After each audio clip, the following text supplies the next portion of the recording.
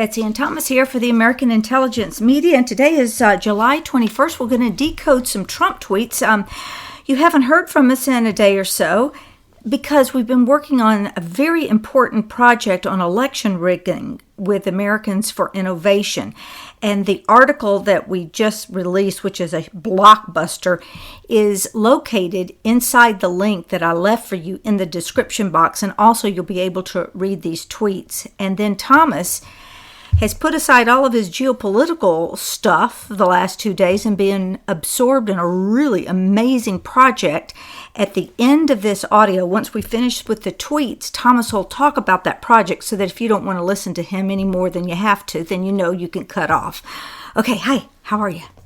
Well, I never listened to him myself. Well, of course, what you have to say is pretty amazing.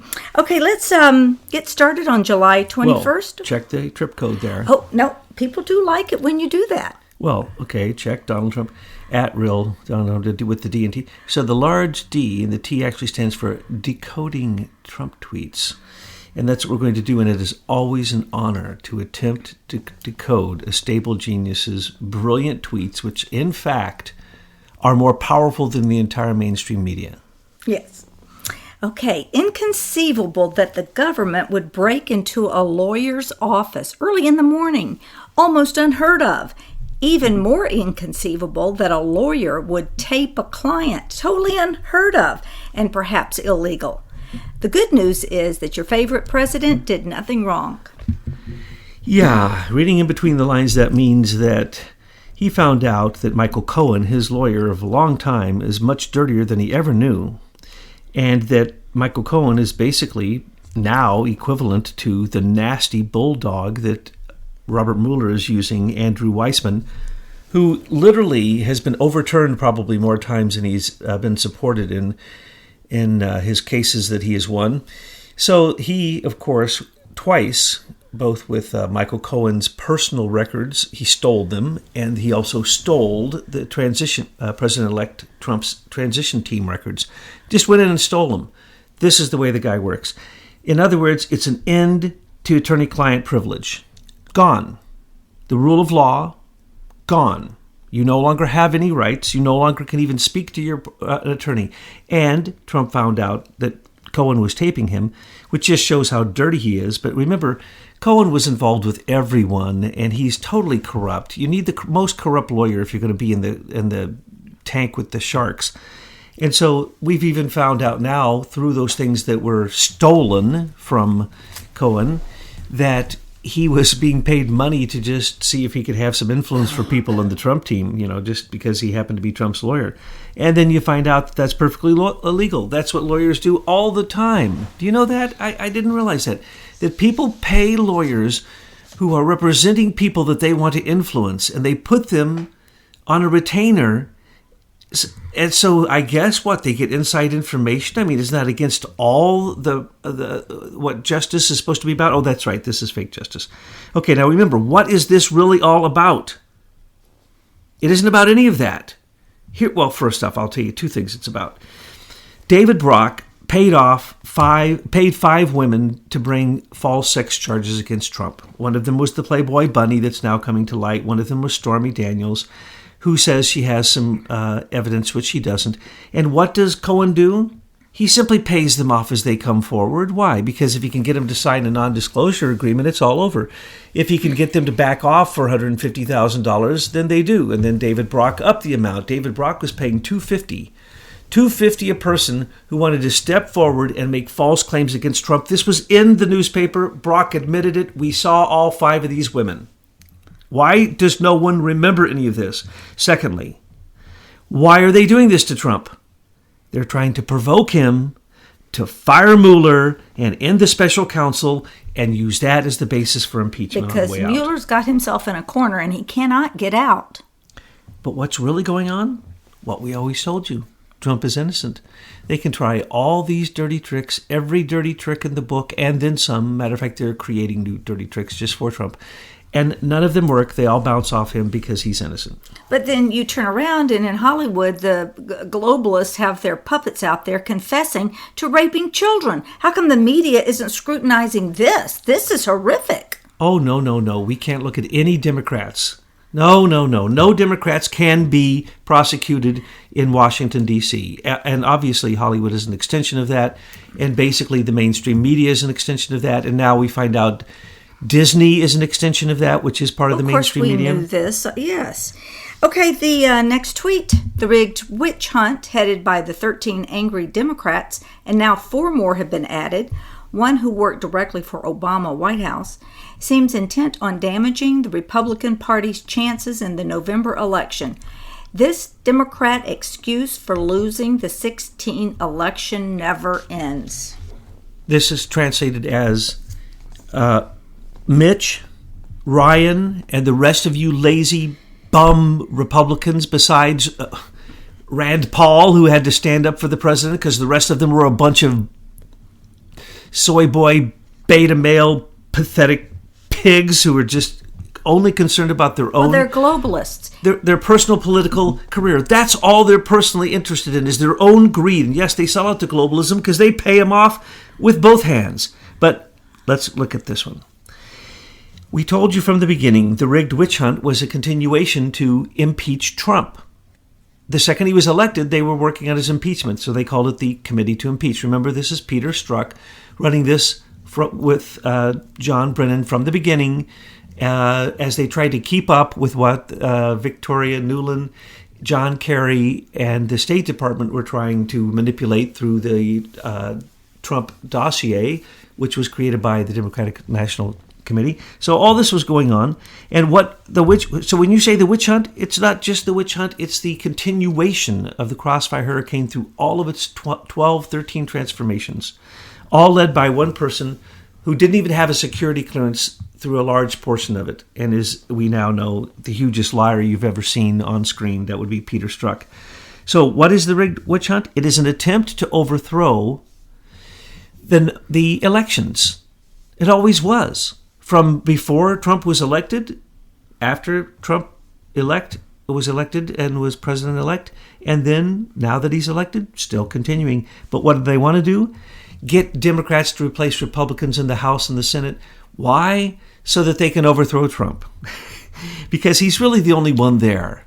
You see, Mitch and the Senate and the Republicans in the Senate and the Republicans in the House, they're pretty lazy. Some of the ones in the House, like Jim Jordan, like Matt Gaetz, like Meadows, then there's also Grassley, and there's a few others who are working hard. But in essence, these Republicans could have overthrown stupid Mueller's attempted impeachment from the get-go because it was illegally founded, and it was nothing more than a continuation of what they had been informed was going on. That's the reason that Devin Nunes knew so much. He's part of the Gang of Eight. He's the head of the House Intelligence Committee.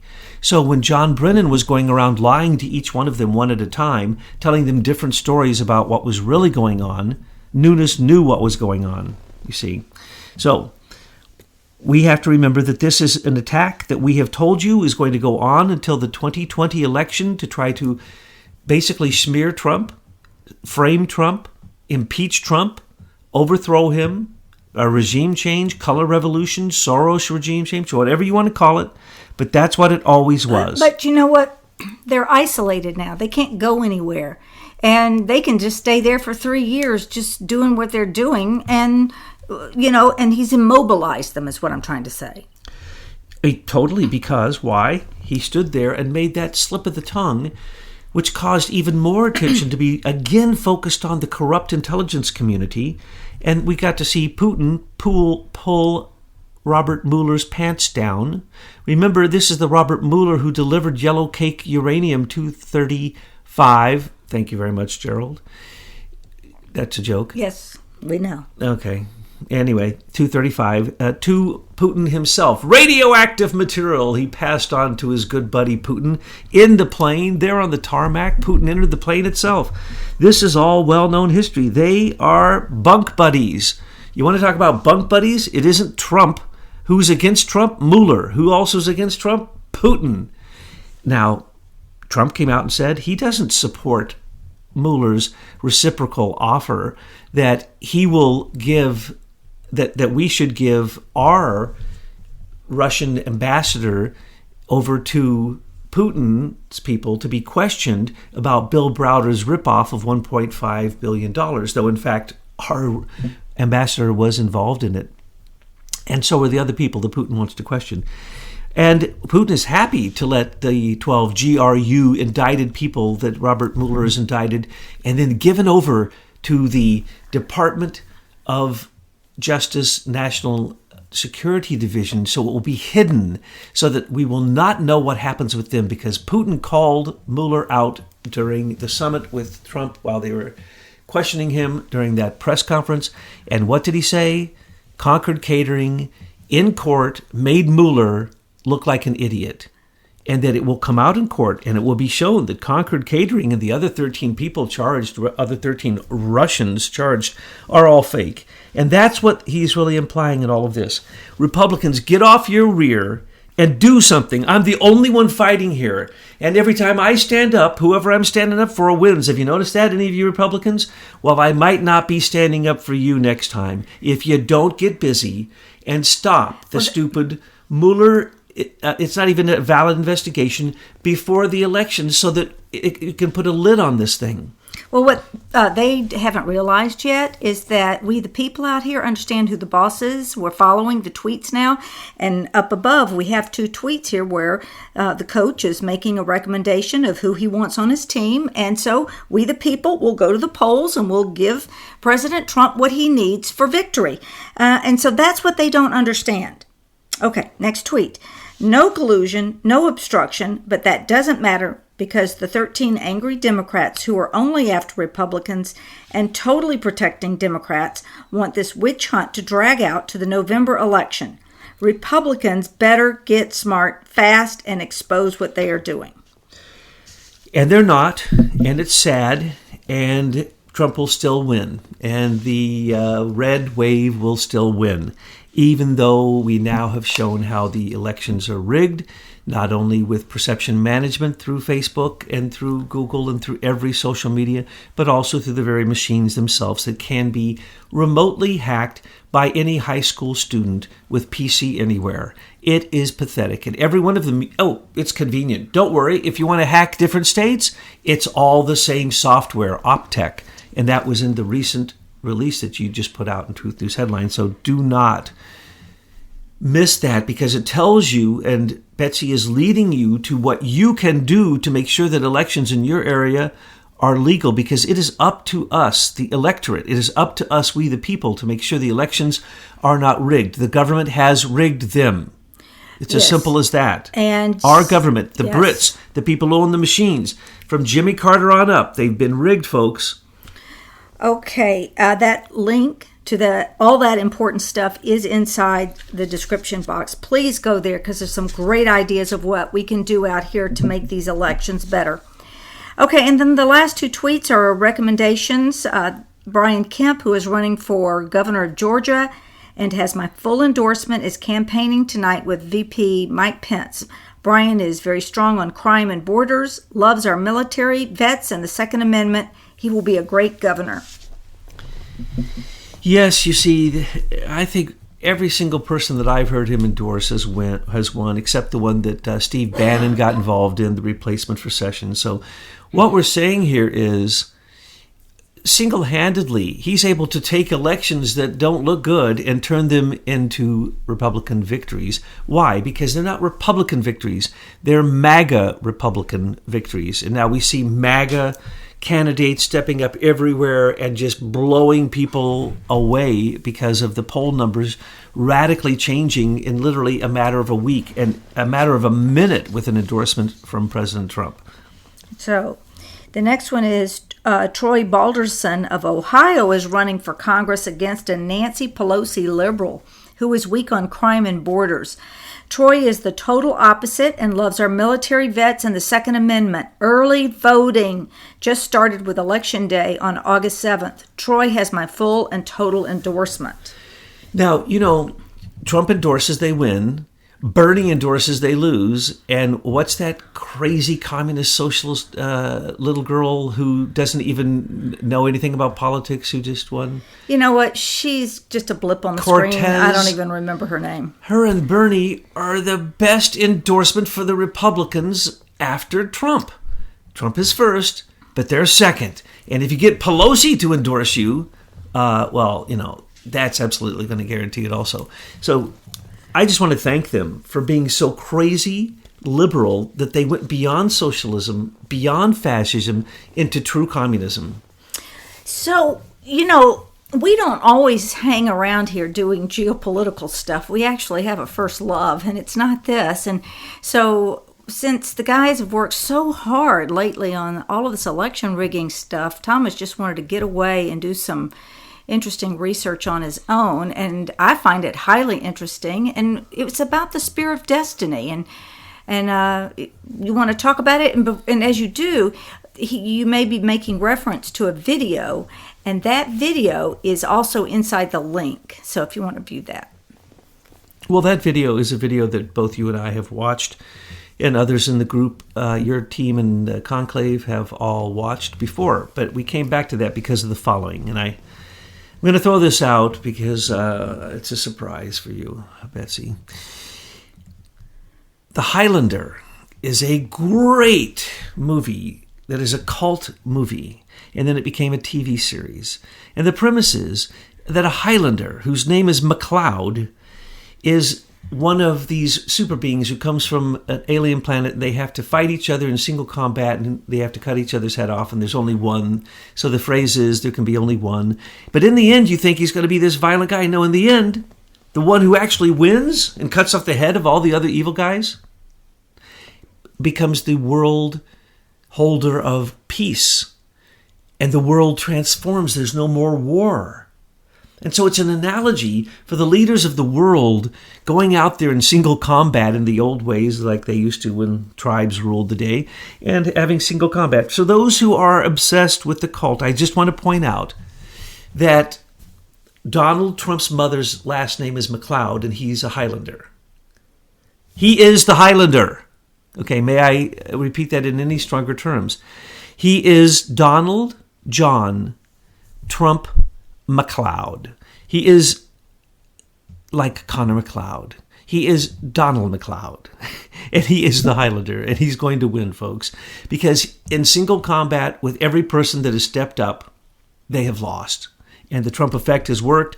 And oftentimes all he has to do is tweet at them, and they have the Trump derangement syndrome. Well, the other day you were talking about that very thing, and it was exciting. I said, that is a good analogy. I love it.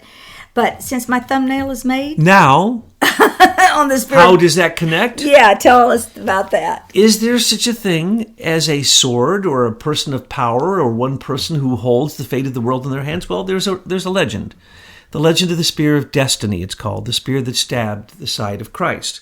Now, it's a very complicated story, but unfortunately, people don't get it, and it would take quite a while to explain it, and maybe we will at some point. But the point is that Hitler lusted after this spear that had been held by many Germanic leaders all the way back to Otto I. It was given to Charlemagne and has been carbon dated, the spear of destiny that is in the reliquary of the Habsburg dynasty, the Kunsthistorisches Museum, I believe it's called, the Art History Museum, or anyway, it's in the Habsburg Palace. And if you go there today, you can see one. There were copies of it made, so you don't know if you're looking at the real thing. But as you're looking at it, you can see that it's a long history, and whoever held it was supposedly the king. And there's legends told that, when one Germanic leader dropped it, he lost the battle. When another one let it fall in the river and couldn't find it, they killed him, and he was no longer the king. And when other people got it, they became the king. Well, there's legends like that about certain things, and there's relics. But this relic has been carbon dated to basically the time of Charlemagne, which is exactly what it's supposed to be, because that's when it was created. It was created for Charlemagne. Relics were created in those days, just like the Shroud of Turin has now been suggested that it was Leonardo da Vinci himself who made it as a relic. Yes, because then the church would earn a lot of money. People would make pilgrimages to the church because of these relics. So if you couldn't find an actual relic, just make one. Exactly. So whether it be the spear of Longinus, the Roman soldier who stabbed the side of Christ, or whether it's the spear of Maurice, or it's the spear of Antioch, or it's the spear that's in the Armenian church, the head Armenian church, or whether it be the spear that were held by Athelstan and supposedly given to Charlemagne, which they weren't, or whether they were the other spears that were made, copies that were made of them. But no matter how you see it, here's the point. People don't understand that when you go to a Catholic church, you can only say Mass there if there was a relic in the altar. And even when a Catholic priest in the army, as a chaplain, goes out on the battlefield and says Mass, he has a relic with him. You can't say Mass, you can't do the transubstantiation of water and blood, which is what came out of the side of Christ when the spear of Longinus stabbed it, water and blood. The water came out, and Longinus, who was blind, could see because the water hit his eye. Joseph of Arimathea caught the water and the blood in 2 vials, and those are the vials of the Holy Grail. So there's all these complicated legends I could go into for hours and hours and hours, as you know, because I've been, I've been studying this, but also because I've loved this for a long time. Well, your whole life you studied this. Yes, I've gone there. I've looked at this spear. I've checked out whether it had the vibes on it. You've sat in Charlemagne's throne. Oh, I did. Don't tell people that. It's illegal. You're not supposed to. Well, that was a long time ago in your hippie days. Yeah, you're not supposed to climb over that fence and then go and then sit on Charlemagne's throne, where all of these emperors who held the spear of destiny, which then came to the Habsburgs, they revered this spear. Revered it so much that they believe it gave them power. And so whether you're the Highlander and you're in a single one-on-one battle with the sword until somebody's head's cut off and then you become the ruler of the whole world and you bring peace, or whether you take the spear that stabbed the side of Christ, which wasn't a spear to kill him, it was the spear of mercy, it was the spear of grace that brought his blood to the earth, according to the legends, and redeemed the earth. It's the way the legends go. I can go on and on about legends. Don't ask me what I believe. That's another whole story. So we have been finding copies of these things. We've been finding the real story, and we have now, through the help of some geniuses, figured out this story. And then all of a sudden, you and I were talking with other members, and we said, well, wait, we saw a movie on this before. And we're going, yeah, that's right, we did. And we couldn't remember the movie. We found the movie, so you've posted it. When you look at this movie, it's going to shock you a little bit, because what it tells you is that the founders of Cicada 3301, who, of course, we've been working with, who they also founded QAnon initially for the first 2 months, and we were working with, and somehow they were working with us and we didn't even know it. Anyway, our relationship with them, which has gotten deeper and more members have become friends, we've gotten so deep into this that then when it came back on us as we looked at this movie for the second time... And now we know the people. And now we know them, and we know DeFango. We interviewed DeFango. We saw that he held it, and then what happened to him? Well, you can make your own judgment. But the point is that certain people have held it, and they've been healed, and other people have held it, and whatever. So we're looking at this to find out how the Spear of Destiny that the Habsburg has, the Spear of Destiny that the Habsburgs have, I don't know. That's probably not the most real one, because there are others, and one specifically connected to Cicada 3301 that has been carbon dated back to the 1st century for the metal spearhead and this and the staff, the shaft of ash wood, perhaps, has been carbon dated back to, I believe, the 8th century, or I'm not exactly sure, so don't misquote. I'm not going to misquote it on that. You'd have to see the movie. I believe the 8th century. 8th or 9th century. But anyway, concurrent with what would have been Constantine and Helena's and all these discoveries. And also it's concurrent with what were the earliest discoveries in the Church of the Holy Sepulchre, which was held sacred by the Templars and the Crusaders, and also the Mount of Zion, called the Prior's Zion, which was the first Christian church, which was logical for it to have been held in until it moved to Antioch. And at some point before the Battle of Antioch in 1098, I believe. And then during that battle, it was dug up in the oldest church, really, in Christendom, besides what I call the Prior to Zion. Some others would call just the Mount of Sion, or the Upper Room, it was called, or there were other names for it. But that place in Jerusalem.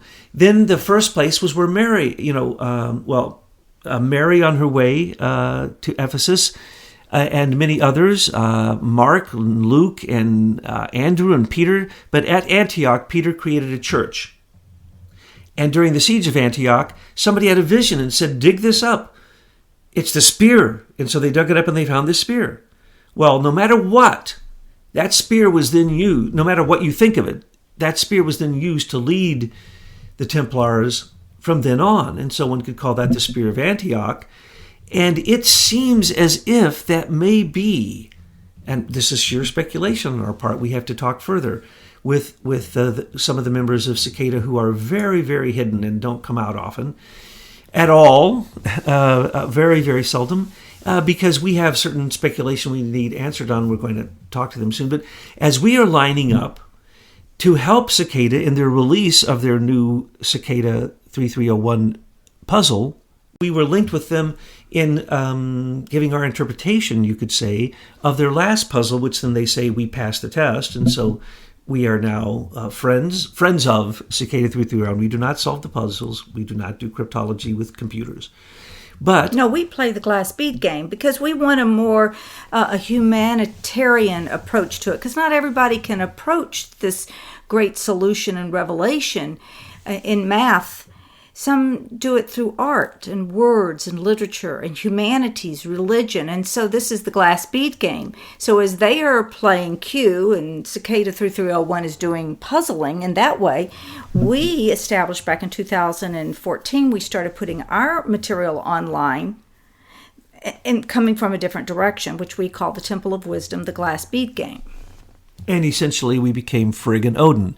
Now, some of you are going to say, what? Whoa. No, not Frigg and Odin. Frigg and Odin. That's what I said. I know, Frigg, but you slurred it, so it sounds Odin. like Frigg, Odin. F-R-I-G-G, and you can add an A sometimes, Frigga, and Odin, O-D-I-N. And when we founded, with our groups, the American Intelligence Media, it was kind of a joke, and it was going to be, not a joke, but it's a reality. Not a joke. We were working hard at putting these Betsy and her out. team predict things, and Odin, me, and my team, Betsy and her team, we predict things, and then we sit around and we bet pieces of cheesecake and all kinds of cookies. We bet on what's going to happen because we try to get the most intelligence we can get together. Now, we've explained this to you before, so if you don't know this, it's part of the glass bead game. Let's get back to the Spear of Destiny. I'm going there. Okay. So what is the symbol of aim for truth? Why are we aiming for truth? We're using the Spear of Odin, called Gungnir. It never misses. So you see two spears, and you see a star at the end of each of them because they're in motion, and they never miss. One is Betsy's, and one is Thomas's. One is Frigg's. Which one is are Odin's. our avatars for playing in this glass bead game at this level. You move through different levels, and our identities take on different avatars. And so the spear and aim for truth, just coincidentally, before we had any idea, and now it comes back to us as we are linking up with more and more Cicada 3301 and the excellent work that they're doing, that the spear is also a very central core element of one aspect of Cicada 3301, and those people who are the geniuses who get to the solution of the puzzle and then get to even deeper puzzles that are connected to a spear, and you yourself must judge on whether this what it is. That's not for us. We don't know, but we can say that after a lifetime of study, particularly because many of the people who on the other side of the bridge with the glass bead game who study anthroposophy, the work of Rudolf Steiner, came to Rudolf Steiner through a book called The Spear of Destiny, which was all about Hitler's lust to get that spear in his hand so he could be the ruling power on the earth. And what we are telling you is we do what we do to be the accurate spear of Odin and Frigg to give truth, news headlines, and anonymous patriot intelligence reports to Trump so that he can really become the Highlander and really become the victor who brings peace to all.